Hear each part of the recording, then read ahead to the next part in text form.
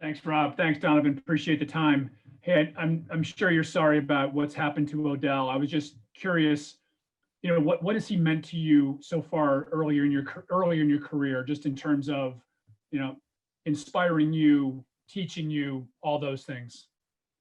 I mean, him and Jarvis are just growing up, they were big inspirations to me. Not even being here with them on the team, being here with them on the team now, they continue to inspire me and motivate me all the time. And I know that obviously you guys have to go with the next man up. How difficult is it to replace a guy with that kind of talent? It's very difficult. I mean, you can't replace him. Um, so, just the next guy up. Thanks. Thanks, Tom. We'll go to Tony Grossi for our next question. Donovan, does anything in your career at any level compare to making that winning catch? I don't think so. I had a winning catch in high school to go to the state championship, but nothing as big as this one. On the end of a 2-minute drive, perfectly thrown ball, perfectly timed moment. It was all God. So I think those were the first catches you've had, before that touchdown. Was it just like getting on a bike for you and just letting natural ability take over to get into the flow of the offense in crunch time? Yeah, just doing what I've always practiced, and just being there in game time whenever I'm ready, whenever it's ready. Thank you. Thank you, Tony. Next up is Scott Patrick. Hey, Donovan, I think it was Baker yesterday said when he got in the huddle after that timeout before the touchdown to you, he said, let's take one shot. Did you know the ball was going to come to you on that play? I didn't. I had a feeling that it could. So, I wanted to be there in case it did, and I mean, it did. So. And like Tony mentioned, you hadn't had a catch at all until the fourth quarter, and then you get the 3. And Coach Stefanski, I think he called you Mr. Reliable.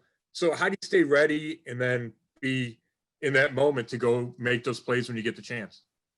Just continue to be detailed and focused on everything I'm given, whether that's in practice, whether that's in game, whether that's watching film, whether that's, on my assignment, any given position at any given time. Thank you. Thank you, Scott. We'll go to Jeff Shadell.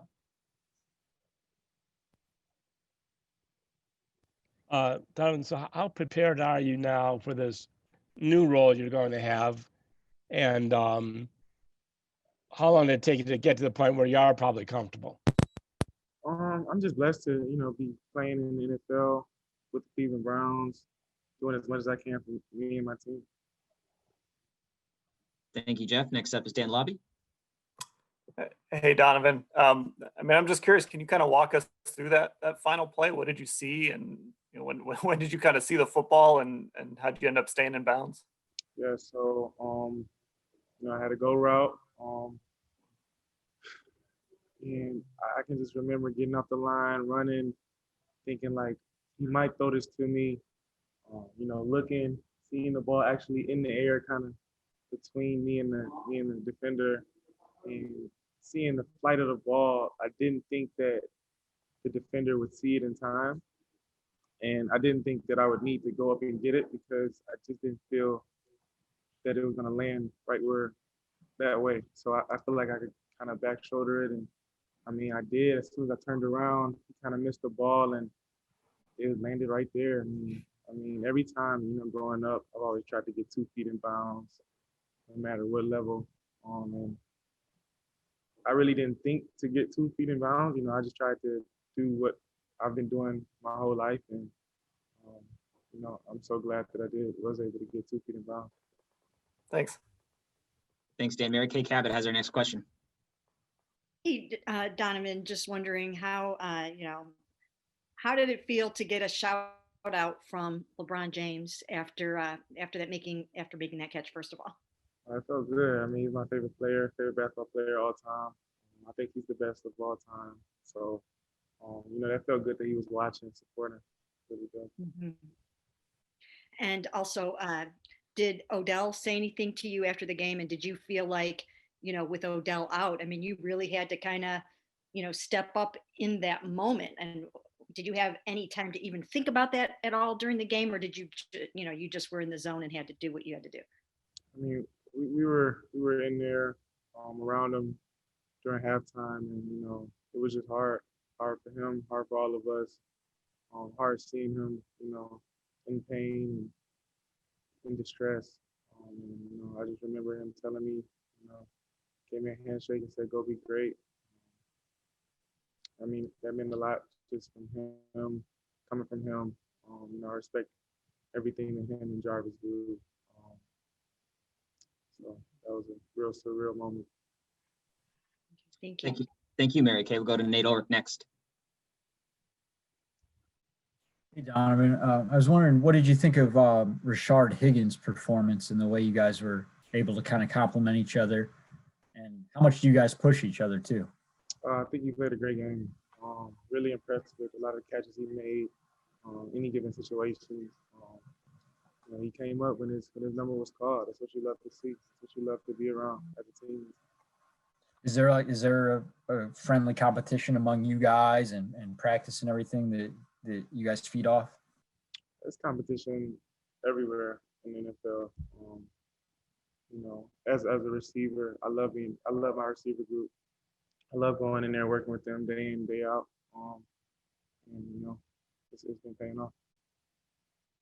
Thank you, Nate. Back to Tony Grossi. Donovan, now that you've gotten a taste of the game speed in a shootout type of situation, what do you think you bring your skills to the NFL level? What's your greatest asset? I imagine you'd say your size, but if there's anything other than that you think gives you a competitive edge at this level? Versatility, lining up wherever, doing a multiple role of things. If I got to catch, I can do that. If I got to run the ball, I can do that. If I got to block, I can do that. So being versatile is my biggest asset. And how would you describe your experience so far in the return game? Still getting used to it. I love being back there. Something that I've always loved doing. I want to do great things for this team, being a return. And we're working on some things, so we're gonna just keep fighting, keep getting better, keep learning from our mistakes. Thank you. Thanks, Tony. We're going to take three more. PJ, Marla, Mary Kay. PJ, your line's open. Hey, Donovan, how different do you think this offense will be without Odell Beckham Jr. in it? And in particular, how teams will game plan now without having to put so much focus per se on OBJ as maybe they've done in the past? I'm not sure. Like I said earlier, a great player like that, it's really hard to replace him. So yeah. Thank you, PJ. We'll go to Marla Ridenour.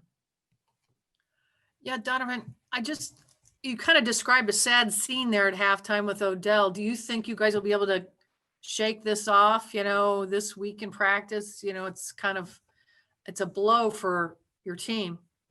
Yeah, it's tough. It's tough. He's a big leader in our receiver room. So it's been tough. And one thing about your touchdown, did you hear from I'm sure you were swamped with texts from family and stuff. Anybody else that surprised you that you might have heard from? I've heard from a lot of different people, honestly, a lot of different people. Thank you.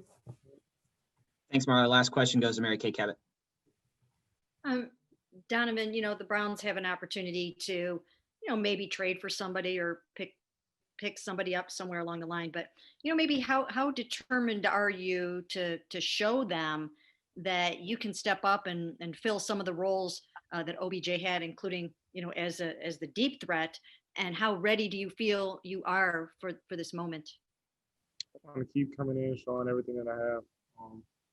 Every tool, asset that I have that they can utilize. I just want to show it. And All right. Oh, go ahead, Mary Kay. Yep. I was going to say, what goes through your mind when Kevin Stefanski calls you Mr. Reliable and that you can line up anywhere? And what kind of vote of confidence is that for you to hear something like that? Feels good because that's something that I pride myself in, being reliable, being there, being ready, taking on, multiple positions. So it feels good. feel like, this game was a big game for us. And for me to, have a couple catches and, it really meaning something. It just felt so good. Just being in the locker room with all those guys, them coming up to me after the game saying, how proud they were of me. I just felt good. Man.